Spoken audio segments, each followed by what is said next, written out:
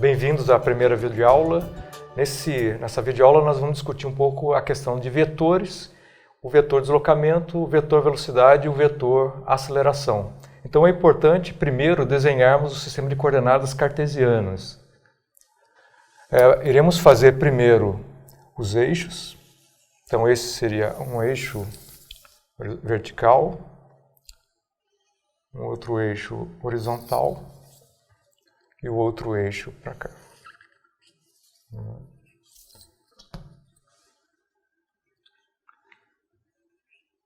Então, nós temos o sistema ortogonal de três eixos e devemos seguir a regra da mão direita, sempre sendo o eixo X, eixo Y e eixo Z.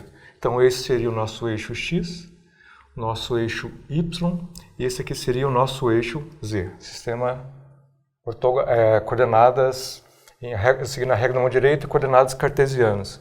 Então, primeiro precisamos agora localizar um ponto no espaço. Então, eu posso localizar esse ponto aqui no espaço e chamar esse ponto de A.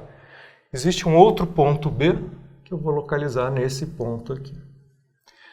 Então, sempre a gente vai passar agora um vetor chamado vetor posição. O nome já diz, ele é um vetor e ele localiza um objeto ou um ponto no espaço, por isso que é chamado vetor posição. Então, sempre em relação à origem. Então, a origem do sistema de coordenadas cartesianas seria na interseção desses eixos. Então, eu posso localizar o ponto A através desse vetor e o ponto B através desse vetor. Esse vetor, então, eu vou chamar de RA e esse vetor eu vou chamar de RB. Então, esse vetor RA, ele vai ter uma componente x, y, z. Então, o RA eu posso representar como sendo xi mais y, a, j mais z, a, k.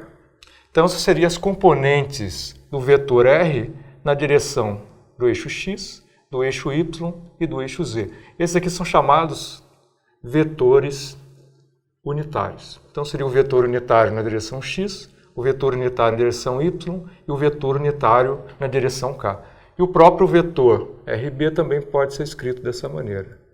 O RB vai ser a componente x de B na direção y, x, a componente y do vetor B na direção y e a componente z do vetor B também na direção z. Então, seriam os unitários x, y, z. Então, aqui seriam os vetores unitários I, J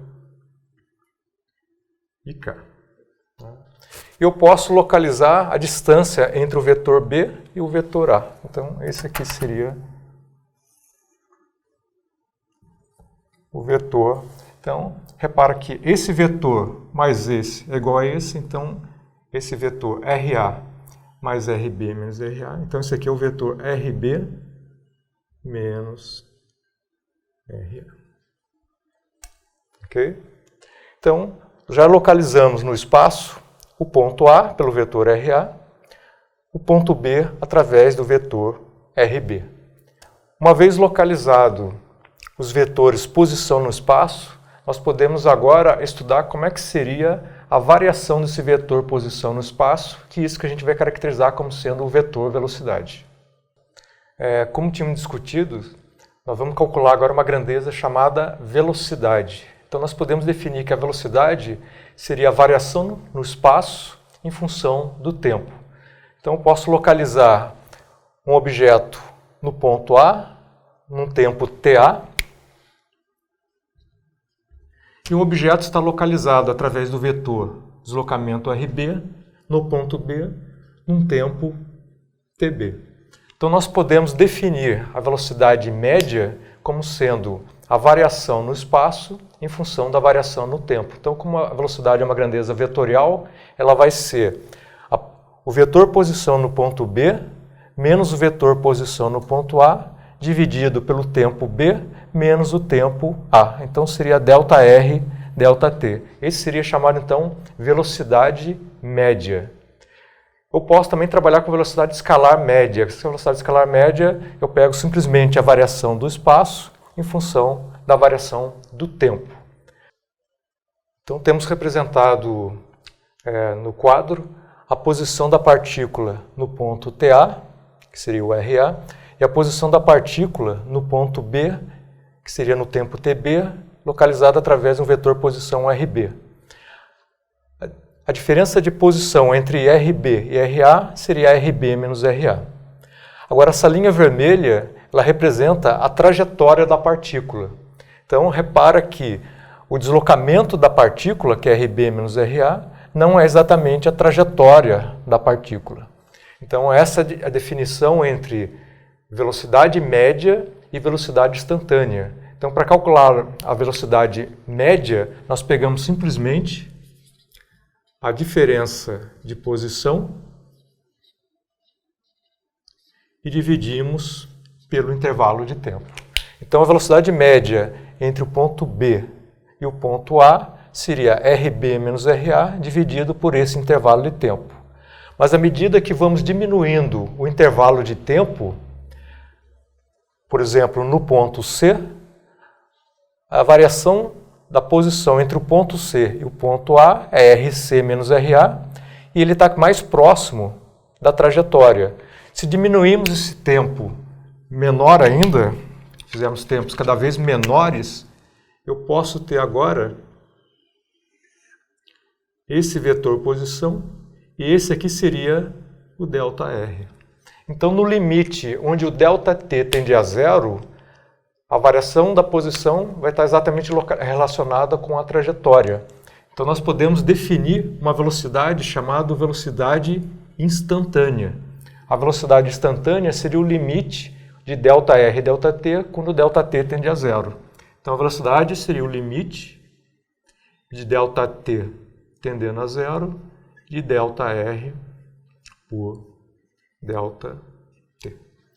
Então, nós podemos ver que na trajetória, a velocidade instantânea sempre vai ser tangente à trajetória. Então, essa é a diferença entre velocidade instantânea e velocidade média. Então, a velocidade instantânea sempre vai ser tangente à trajetória. Por isso que podemos escrever ela como sendo uma derivada. A velocidade instantânea, ela vai ser escrita como dr dt. Então, essa derivada está dizendo que estou pegando o intervalo de ΔT quando ele tende a zero. Então, eu posso definir essa grandeza como sendo a velocidade instantânea. Um exemplo seria se você estiver, por exemplo, se deslocando do teu local até uma outra posição, a velocidade média é o tempo que você demora para sair do teu local até um outro. Por exemplo, se eu sair daqui e ir até o centro da cidade, a velocidade média vai ser o espaço que eu percorri dividido pelo intervalo de tempo. A velocidade instantânea, se eu fosse de carro, quando eu olho no velocímetro do carro, aquela velocidade que eu estou vendo é velocidade instantânea. Essa é a diferença entre velocidade média e velocidade instantânea. E a velocidade instantânea sempre vai ser a derivada da posição em relação ao tempo. Como estamos discutindo a questão de vetores, então o vetor posição é um vetor, a velocidade instantânea e a velocidade média também são vetores, e eu posso agora discutir uma outra grandeza que é importante na física, que seria o vetor aceleração. Então o vetor aceleração, eu posso ter aceleração média e também aceleração instantânea. Então a aceleração média seria a variação da velocidade em função do tempo. E a aceleração instantânea seria quando você faz o ΔT tender a zero. A aceleração média vai ser um v final menos um v inicial, são vetores, dividido pelo tempo final menos o tempo inicial. Ou a aceleração média vai ser um ΔV por um ΔT. Lembrando que o delta representa variações. ΔV, V final menos V inicial. ΔT, T final menos T inicial. Da mesma maneira que eu defini a aceleração instantânea, eu posso definir a velocidade instantânea, eu posso definir uma aceleração instantânea. Então, a aceleração instantânea vai ser igual ao limite de ΔT tendendo a zero, de ΔV por ΔT.